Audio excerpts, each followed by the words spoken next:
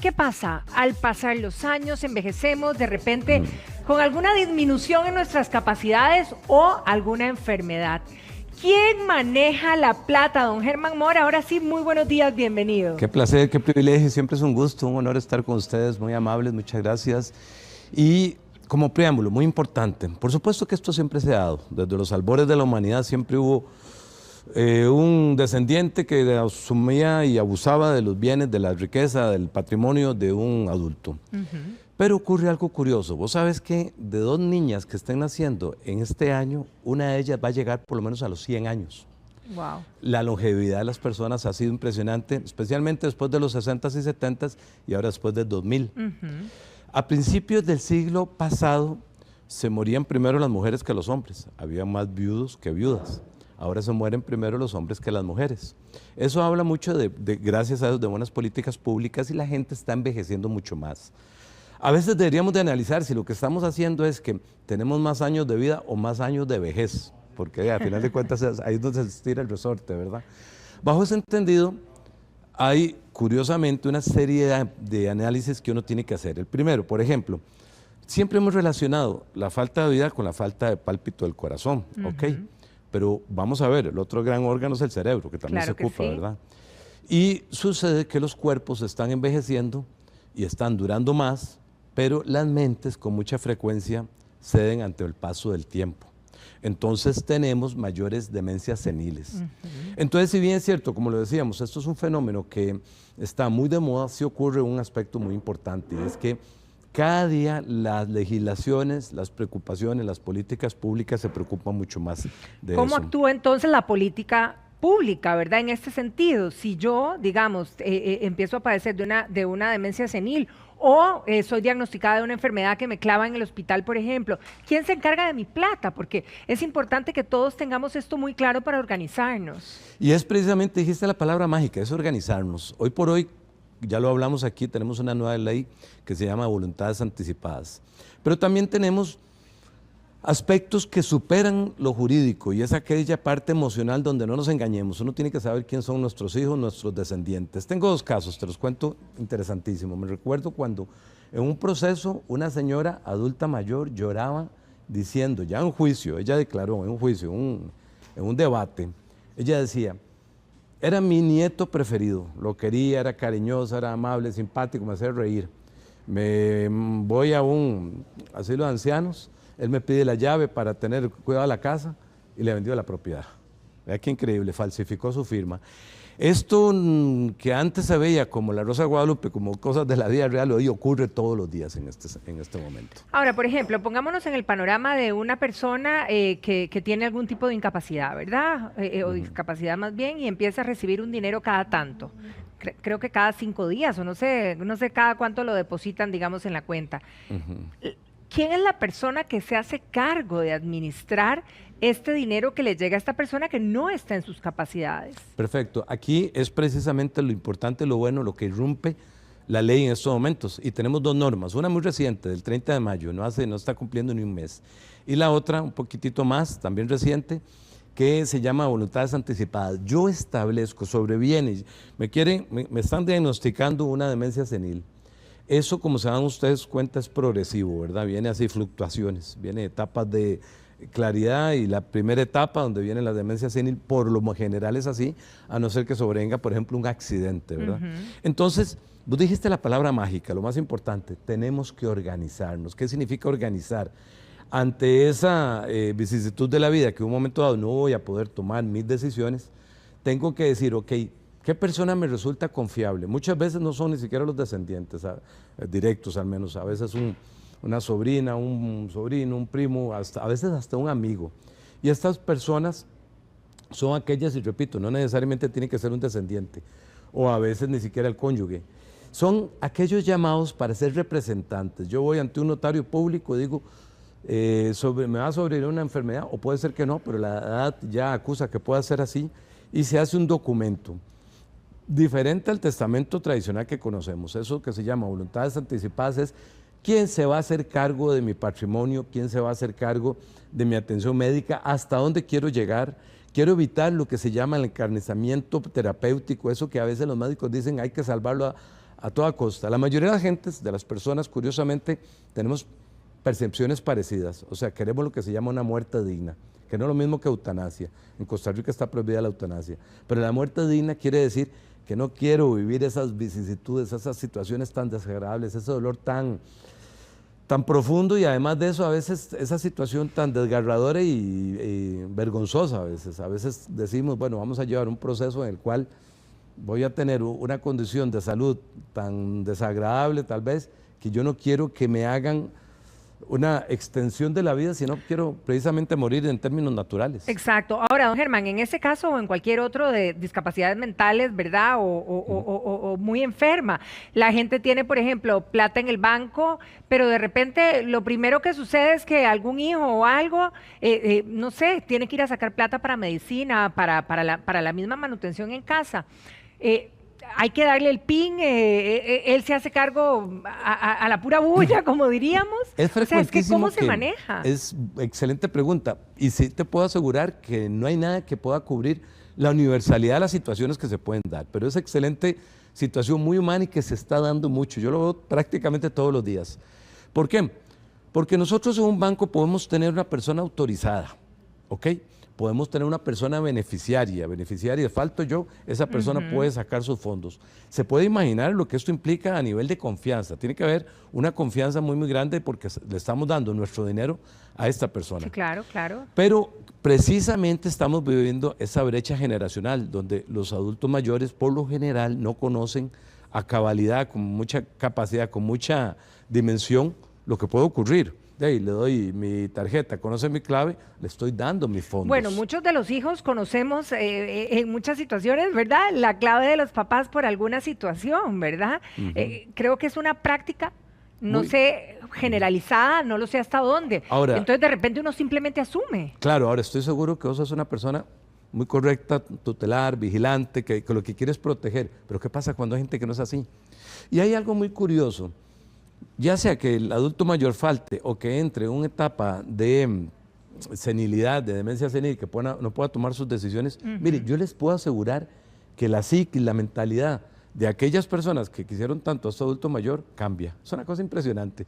Muere el adulto mayor, muere el causante, que se llama en derecho, y la situación es completamente diferente. Es decir, salen a colación un montón de resentimientos. Ahora, tenemos esta segunda ley nueva, que se llama... es la extensión de la Ley Integral de la Protección de la Persona Adulta Mayor y establece un artículo nuevo y dice que CONAPAN, el juzgado de familia, el juzgado de pensiones, un juzgado de cualquiera, un tercero que se sienta legitimado, puede solicitar ante precisamente un juzgado de familia que esta persona que era la que asumía las cuentas de este adulto mayor tenga que rendir cuenta documental. Esto es importantísimo, probablemente lo más importante de este segmento, porque esta norma nos está diciendo que ya aquel que quiera abusar puede ser llamado, yo no digo si va a salir exento o no, pero puede ser llamado a rendir cuentas. Y llamado por cualquiera, porque evidentemente el dueño del dinero o de los bienes pues está mal, ¿verdad? Entonces puede ser por el amigo o puede ser por el hijo puede ser denunciado. Por cualquier... Ajá. Por ejemplo, en la práctica común, don Germán, de repente el señor o la señora tenía un carro. El carro está ahí. O sea, hay reglas, hay especificaciones, porque de repente uno de los hijos o no sé, alguien dice, yo me llevo el carro. Y vuelvo a decir, pasa todos los días. Esas reglas existen en el tanto esta persona sea el causante, se haya muerto. ¿Por qué? Porque es el albacea quien puede asumir eso. Pero antes de eso... Pero vivo, digamos. Cuando está vivo y cuando no puede defenderse, no tiene capacidad o no puede expresarla, ahí tenemos esta nueva figura que es más vertiginosa, más impactante, más importante de lo que nosotros pensamos, que se llama voluntades anticipadas. Yo puedo ir y decir, bueno, confío mucho en tal hijo y en tal otro, la verdad no, porque sé que va a agarrar el carro para irse de parranda, va a gastar todos mis fondos y demás, y no quiero vivir eso. Entonces puedo ir donde un notario público y con la asesoría de un médico, decir, bueno, probablemente lo que me vaya a pasar es, mis disposiciones patrimoniales son esta y esta. Es decir, de los fondos que tengo se va a gastar de esta manera. La prioridad puede ser mi salud. Que es organizarse, ¿verdad? Y cuando uno está bien, lo que pasa es que uno cree que va a estar bien por mucho tiempo. Ahora, ¿qué pasa, por ejemplo, en el tema de las deudas? Si yo estoy en esa situación pierdo la noción de todo, evidentemente, o de muchas cosas. ¿Y qué pasa con esas deudas? ¿Me las van a seguir cobrando? Las deudas ¿Quién se siguen las cobrando. paga? ¿Cómo Eso, se maneja? por eso es que exactamente es tan importante lo que estás diciendo, es organizarse y tener conciencia, claridad, o sea, de que el nieto más simpático no necesariamente precisamente va a ser el más cuidadoso. A veces las personas más desprendidas o menos amorosas son más exactas en las cuentas. Es algo muy, muy curioso. Entonces tenemos que saber a quién le asignamos eso, porque las deudas siguen corriendo. No hay ninguna declaratoria de que yo me sobrevenga una demencia senil y que al declararse se extinguen las deudas. Sí, Eso como al no morir, ocurre. digamos, y si tenés un seguro y ya. Hay seguros de saldo deudor cuando la persona muere, que el seguro cubre eso, pero no siempre hay seguros son de todas. desempleo, no son todas. Tenemos que revisar mucho eso, es decir, suscribo una deuda y a ver si viene aparejada por lo general con las hipotecas, al constituir una hipoteca viene aparejada una póliza de saldo deudor, pero no siempre hay pólizas para aquel que no puede generar. Claro, claro. Ahora, ¿qué pasa? Sí, exacto. Ahora, ¿qué pasa si yo tengo una pensión, digamos, si ya no pudiera cobrarla o obvio, está entrando a esa cuenta donde no sé quién tiene acceso? Todas esas cosas tienen que ser ordenadas porque ocurren, definitivamente ocurren, ¿ok? Yo tengo si es una pensión alimenticia, eso sigue generando un pasivo. Puede ser que esta senilidad sea temporal, normalmente no es así, o sea, esta demencia senil o esta etapa de no tener capacidad cognitiva puede ser que sea temporal, por lo general no es así. Pero luego de eso lo que tendría es una gran deuda, una gran cuenta. Entonces tenemos que saber quién las maneja, cómo las maneja. Yo creo que en esto lo más doloroso es como hablarse claro a sí mismo, ¿verdad? Ahora, ¿qué pasa, por ejemplo, en esas deudas que hablamos o que digamos que lo que yo recibo de pensión no está alcanzando para tal deuda? ¿Me pueden por supuesto que puede venir embargar porque parte de ese salario que además no me alcanza ni para vivir o no me alcanza ni para poder mantener a esta persona? hay algunos ingresos que son inembargables, ¿ok? Precisamente, por ejemplo, las pensiones que dan la caja. Esas son inembargables. Sí. Si yo llego a una situación en la cual tengo una situación de incapacidad y no puedo trabajar, el 60% lo paga la Caja Costarricense de Seguro Social, ¿ok? Y si ya es definitivo, viene un proceso que se llama invalidez. Yo puedo ser declarado una situación de invalidez, entonces no trabajo más y la caja me paga ese rubro. Eso sí es inembargable. Ahora, cuando hablamos de pensión puede ser otro término que en Costa Rica tiende a confundirse mucho, cuando es una pensión alimentaria. Sí, ¿okay? exacto. Entonces, yo, en este caso, a alguien que me represente, a alguien que tenga poder sobre mí, porque por eso es tan importante esta ley. Esta ley desde hace mucho tiempo yo la cacareaba y creo que al final de cuentas logramos, o se logró, perdón, que llegara a ser ley de la República.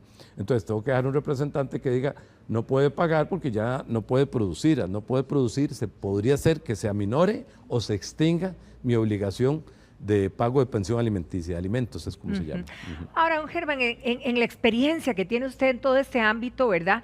¿Cuál podría ser la recomendación en cuanto a verdaderamente, evidentemente, organizarnos y en la recomendación de quién elegir, ¿verdad? A que nos represente. Por ejemplo, de repente me tengo que enfrentar a una cirugía, pero bueno, en la Caja Costarricense del Seguro Social estamos hablando de que mínimo un mes, ¿verdad? ¿Qué pasa ese mes? ¿Quién me maneja todas las cosas? ¿Cuál podría ser la recomendación? A veces somos un poco optimistas, pero yo creo que la recomendación es uno de los aspectos más importantes y ni siquiera podemos decir a cierta edad. Luego, eso puede ocurrir un accidente, ahora están ocurriendo 223 accidentes por mes, una cosa de esa naturaleza. Sí. Claro. Entonces, lo primero es, yo creo que es hablarse a sí mismo, ser sincero con uno, en quién puedo contar y con quién no. Y repito, no necesariamente aquel hijo que es el más simpático es el más ordenado. Aquí ocupamos personas ordenadas y no simpáticas. Por supuesto, personas con las cuales podamos confiar y que no vaya a ser decir, bueno, simplemente es un adulto mayor, un estorbo más en la familia. Aquel individuo que yo pueda confiar en un grado de probabilidad de que pueda manejar las finanzas y decirle cómo quiero que las maneje. A veces existen situaciones en las cuales me he dado cuenta en otro país donde dicen, ok, una vez al año vas a llevar a mis nietos a Disneylandia. Yo no los acostumbraba a llevarlos este año y no puedo, entonces vos los vas a llevar. Vas a pagar estos fondos tengo una gran amiga, un señor que es viudo, conozco, tengo una gran amiga, aunque yo no entienda ni qué me está hablando, quiero que mi amiga venga aquí, entonces van a pagar el Uber, van a pagar los gastos, el almuerzo. Yo puedo determinar, gracias a Dios, hoy por hoy sí puedo determinar ese tipo de... Ahora, ahí hay una gran diferencia, ¿verdad? Porque ahí estamos hablando de la persona que está viva, ¿verdad? Que ha tenido ciertas complicaciones, pero y de repente si esta persona llegara a faltar, el que tuvo el nombramiento, digámoslo así, Se extingue. va luego, ok, Se porque ahí extingue. también podríamos confundir y decir, este se va a encargar de repartirlo todo. Excelente pregunta, has hecho unas preguntas así en el clavo, buenísimas. Ese se extingue. En el momento en que yo tengo una voluntad anticipada y el deceso, muero, ahí se extingue. Lo único que queda es que si yo decido dentro de esa voluntad anticipada, que es un documento hecho ante notario público, primordialmente hablando, en ese momento se extingue, pero yo puedo determinar cómo quiero que mis órganos sean tratados. Puede ser que los done a una universidad, puede ser que los done a alguien que los requiera, que los ocupe, etcétera. Pero después de eso, ya nada de ese documento existe. Sobreviene lo que sería el testamento tradicional, que tiene algunas similitudes que nuestro otro documento, pero son uno para la vida, el otro para la muerte. Son cosas diferentes. Totalmente Ahora, ¿qué diferentes. pasa, por ejemplo, si esta persona, verdad, el mismo cuadro que estamos hablando, que está en una situación de donde ha perdido sus capacidades mentales o a lo mejor está muy enferma, verdad, en un hospital o en la casa misma y tenía un negocio pequeñito que prácticamente dependía de él? ¿Quién asume eso y quién puede manejar además esas platas? Porque también ahí pueden haber sociedades o cosas diferentes. Por lo general ocurre que es una especie de práctica. Vamos a ver, la persona que se encargaba del negocio era la hija. Y por lo general es una práctica, pero por ejemplo, si nosotros no hemos hecho un documento de voluntades anticipadas, no podríamos determinar quién lo haga. Puede ser que otro hijo diga, ahora soy yo el que asumo, y esto no es un caso impensable, esto pasa todos los días, pasa casos de la vida real, como digo yo. Bueno, yo creo que aquí, en verdad, queda clarísimo que verdaderamente hay que Es hablarlo, organizarse, hablarlo, organizarnos. coordinarlo, y- muy importante, y ahora que se puede, que es una gran suerte. Sí, y yo creo que eso nos da paz a todos, ¿verdad? Sí. Al que está y a los que están allá abajo Las también. reglas de juego, bien claras. Así es.